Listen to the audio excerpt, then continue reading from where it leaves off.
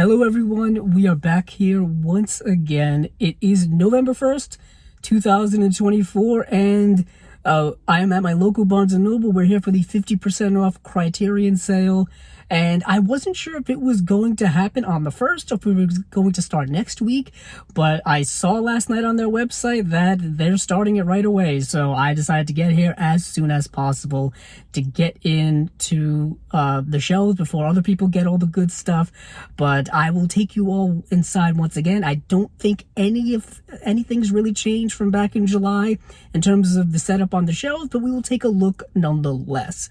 I am priority shopping for some new things that have come out in the last few months. Of course, we've had the slates from August, September, and October that have come out, as well as November. All the stuff will be coming out from November as well. So we've got some things to look at. Of course, there's always a back catalog to get anyway. So join me inside.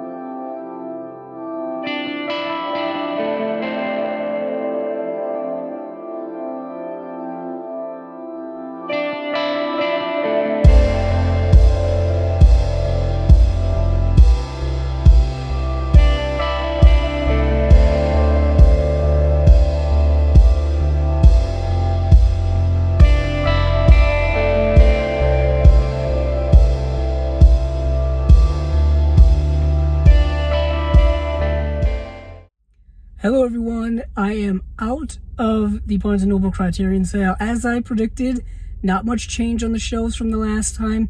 Unfortunately, they did not have some of the things that I had intended to get, but they had some others. So I of course, made do with what they had available. A couple of things I really wanted that they did not have this time is Happiness in 4K. I really wanted that release. Unfortunately, they did not have that. They had the Blu-ray, but I'll wait till they have the 4K in stock, or I'll buy it online from the Barnes & Noble website. A couple other things they didn't have was the Val Lewton double feature. They did not have the 4K of that. They only had the Blu-ray of that, and I really wanted that badly. But I got some other things, and I'll show you what I got here. So first up here, which is something I definitely wanted to get, and that is All of Us Strangers. This is a phenomenal film. This movie was one of my favorite films of last year, 2023. Just a breathtakingly well-acted film. I cannot wait to revisit it. It's a heavy film, but my goodness, it is cinematically rewarding if you like really well-done films. So that is All of Us Strangers, the 4K UHD of that. And then I got the 4K UHD of Gummo.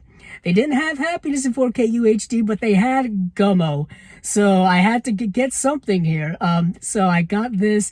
I have no idea how this is going to look in 4K at all. This movie is shot on the lowest quality possible, really, at the time in which it was made. It's a movie really about nothing.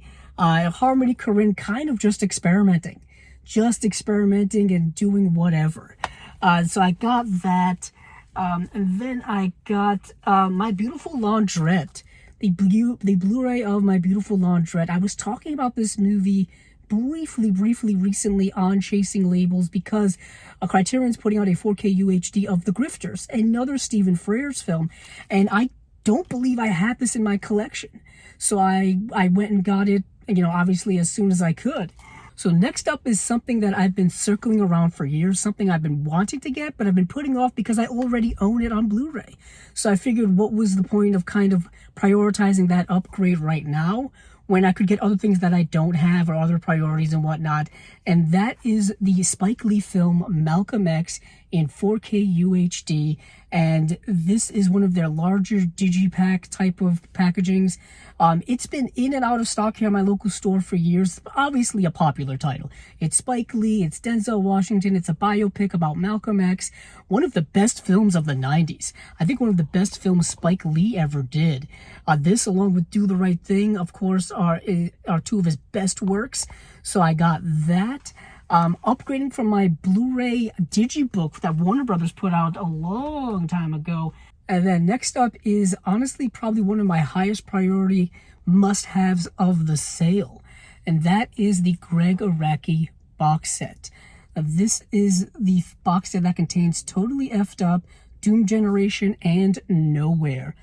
They've already released Doom Generation and Nowhere, I believe, individually on Blu-ray, not Criterion, another company did, but I believe all of those special features do carry over to here. Don't quote me on that. Definitely do some research on that so that you get everything you want to get. But I had to buy this set. I am a big fan of Greg Araki's work. These three films are just interesting existential journeys of teenage angst, youth in the 90s. Obviously, a lot of LGBTQ themes as well are thrown into here because, of course, of who Greg Araki is. And yeah, I've been wanting to get Greg Araki stuff in my collection for many years. I don't have Mysterious Skin, so this is a great start to if you're wanting to get a lot of Greg Araki stuff. And then moving right along here, I've got a first film, I believe a first film, and this is Medicine for Melancholy. This is Barry Jenkins' first film. From 2008, starring Wyatt Cenac. And this is a movie that I saw when it was announced, and I really liked it. Small indie film, very dialogue heavy based, but you can just tell that Barry Jenkins has a sense of cinema, a sense of things when it comes to filmmaking, when it comes to the relationships between people, as we saw in his later films. And then last but certainly not least is another Spike Lee film, and that is Bamboozled. This is a movie I've been wanting to get for a while. I was fortunate enough to borrow it from a friend, so I've seen the movie, and film is Spike Lee at his most satirical, really, in his career. It's either this or Chirac being his most satirical films, and of course, as you can tell by the cover here, he is playing on the idea of the minstrel show. He's also playing heavily on the way in which African Americans have been portrayed in cinema since the dawn of cinema. The way in which they've been portrayed is a heavy theme in this film here. So I'm glad to add this to collection and probably will be giving it a rewatch soon. So that is it from everything I've got at the Criterion sale first day. This is November of 2024. I will be going back, of course, a few more times. Hopefully they get some things in stock that I wasn't able to get now. And of course, there are some things coming out later this month. The Shape of Water, Paper Moon, two definitely high priorities for me. So thank you all for watching, and please subscribe here to the channel and subscribe to the podcast Chasing Labels as well.